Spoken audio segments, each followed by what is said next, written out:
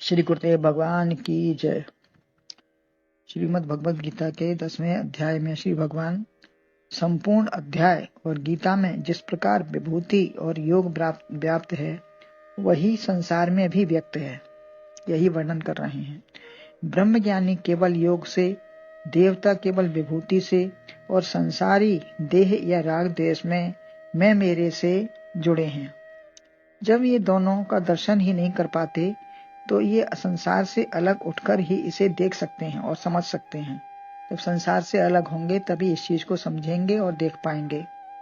तो 7वें श्लोक में भगवान कहते हैं कि इसे जानना भी आवश्यक है। फिर जानने पर संसार में वो कैसे रहता है। जब जान जाता है विभूति को, भगवान को पहचान लेता है, आत्मस्वरूप को पहचान लेता है, तो संसार में उसका रहना सहना कैसे होता है। 7वां श्लोक है, एताम विभूतिम योगम च मम यो वेत्ति तत्वतः सो विकम्पेन योगेन युज्यते नात्र संशयः। अर्थात जो जानता मेरी विभूति व योग शक्ति यथार्थ है, संशय नहीं दृढ़ योग व नर सिद्धि करता प्राप्त है। इसका अन्वय है, यह मम एताम विभूतिम च योगम तत्वतः वेत्ति सह अविकम्पेन योगेन युज्यते अत्र संशयः नः। जो मेरे इस विभूति और योग को तत्वतः जानता है वह व्यक्ति अचंचल योग के साथ युक्त हो जाता है, इसमें कोई संशय नहीं है। रामचरितमानस में भी कहा है, पुरुष नपुंसक नारवा जीव चराचर कोय सर्व भाव भज कपट तज मोहे परम प्रिय सोय। कोई भी हो, मूर्ख धनी निर्धन छोटा बड़ा, मेरे इस विभूति और योग को तत्व से जानता है। तो विभूति तो जानते हैं, पृथ्वीवासी हो या देवता, जो भी वैभव उन्हें मिला है वह परमात्मा का है, ऐसा जानने वाला उनसे जुड़ जाता है। ये धन ही नहीं, विद्या बुद्धि, जो पहले भी कहा है, बुद्धि ज्ञान में संबोहा। तो संसार में हर व्यक्ति वस्तु भगवान की विभूति से संपन्न है। जो भी है सब भगवान का ही दिया हुआ है। केसर जैसी सुगंध या घास भी या लहसुन जैसी दुर्गंध भी, भिन्न भिन्न प्रकार की गंध, हर चीज में जो भी सूंघने में आती है वह पृथ्वी में कहीं बंद नहीं रखी है। गंध पृथ्वी का एक गुण है। कितने प्रकार की गंध समाई है, यह उसी परमात्मा की विभूति है। जल में रस परमात्मा का ही स्वरूप है। पहाड़, नदी, झरना, समुद्र, सबका जल स्वाद फर्क होता है। सभी में जल है लेकिन सब में स्वाद में फर्क होता है। पृथ्वी में नल लगा नहीं, कहीं का पानी खारा होता है, कहीं मीठा होता है, गंध सहित या गंध रहित होता है। यह सब उसी का वैभव या विभूति है। कहीं से भी जल आ रहा है, उसमें कितना अंतर है। वायु के अंदर प्राण ही जीवन है। कितने प्रकार की गैस हैं जो जीवन व शक्ति अथवा कोई मृत्यु देने वाली भी होती हैं।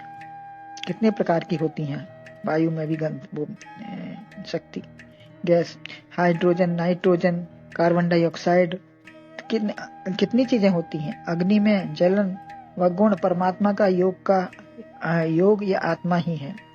कहा भी, कहा न पावक चार सक, कान समुद्र समाये, कान करे अवला प्रबल, कही जग काल न खाए।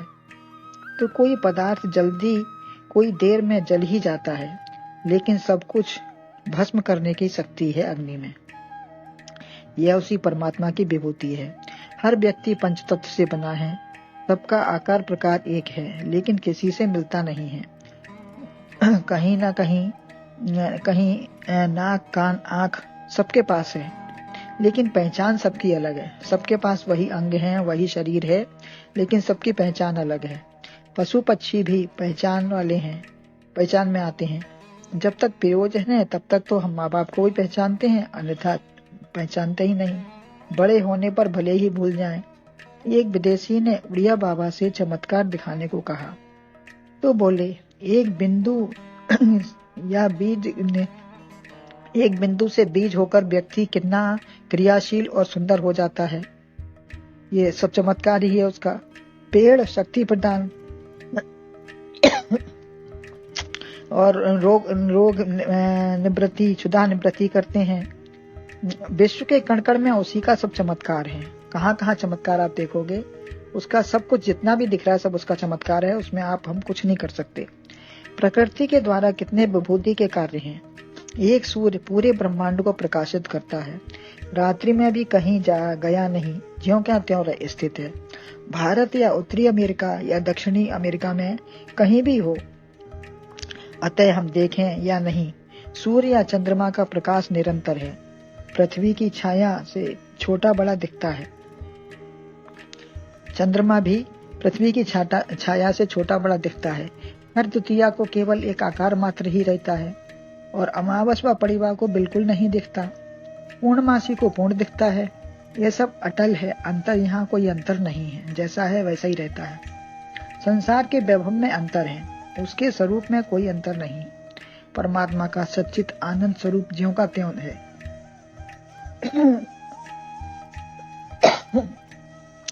वह सोई सोई भाव दिखावई, आपुन होय न सोय। वो भाव दिखाता है लेकिन अपना स्वयं नहीं बदलता, जैसा का तैसा ही रहता है। नट स्वयं ज्यों का त्यों रहता है। वह बच्चा या सिंह का खेल भी दिखाता है। यह सब वैभव है परमात्मा का, किंतु वह जो है सो है, स्वरूप में अंतर नहीं आता। यह योग है, कुछ भी बन जाना वैभव है।